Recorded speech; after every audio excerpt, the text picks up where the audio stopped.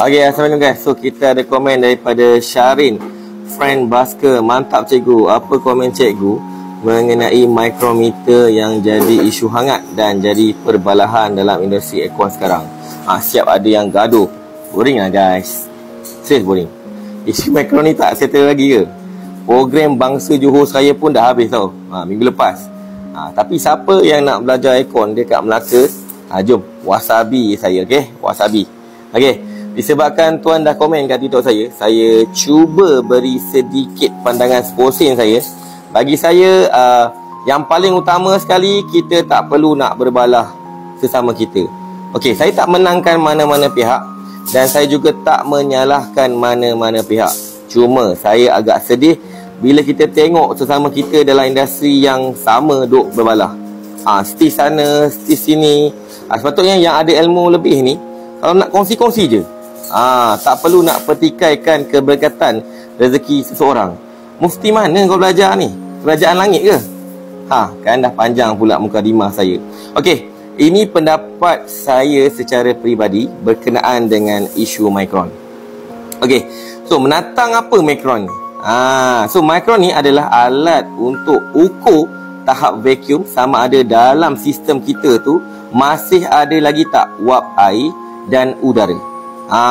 Lagi rendah micron tu, lagi bersih sistem tu. Faham tak? Berapa pula bacaan micron ni? So kebiasaannya yang paling baik adalah di bawah 500 micron. Tapi kalau tuan-tuan dapat bawah 300 micron, memang cun melecun, cantik kita punya sistem tu. Okay, so bagi yang guna micron ni, baguslah sebab korang dah upgrade skill dan tool, orang kata ke next level. Rezeki korang lah dapat beli barang yang mahal dan sebagainya. Rezeki korang. Tapi kalau kita ni yang tak ada micron ni, macam mana pula? So jangan risau, tak ada masalah. Kita guna je cara biasa untuk kita vacuum. Buatlah macam mana pun, yang penting SOP vacuum jangan tinggal. Okay.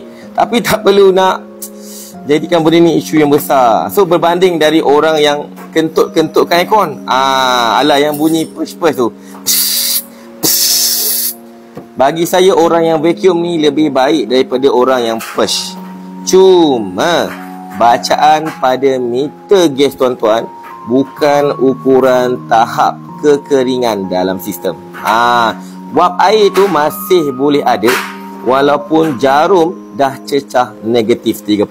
Tapi tak mengapa tuan-tuan, yang penting kita tahu cara kerja dan skill kita. So kalau tak mampu beli micron, jangan risau. Yang penting kita vacuum betul-betul, buat hole test, jujur je dengan kerja-kerja kita. So kalau tuan tak guna micron, janganlah condemn orang yang terpaling micron. Yang guna micron pula, janganlah rendah-rendahkan orang yang tak guna micron. Mungkin masih belum ada rezeki nak beli field piece dan sebagainya, ataupun mungkin diorang ada pendapat diorang tersendiri. Yang penting apa yang kita boleh buat, raikan je pendapat masing-masing. Tak perlu nak pergi komen TikTok diorang, konden sana sini. Aduh, macam tak profesional.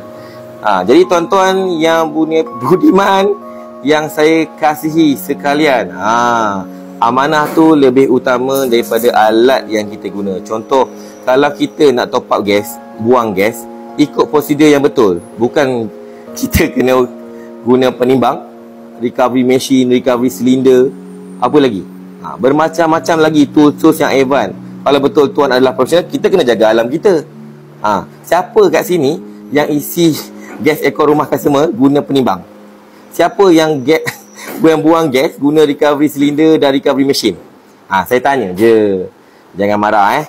So kalau nak ambil CSTP untuk juru teknik bertauliah bagi pengendalian refrigerant, boleh wasabi je.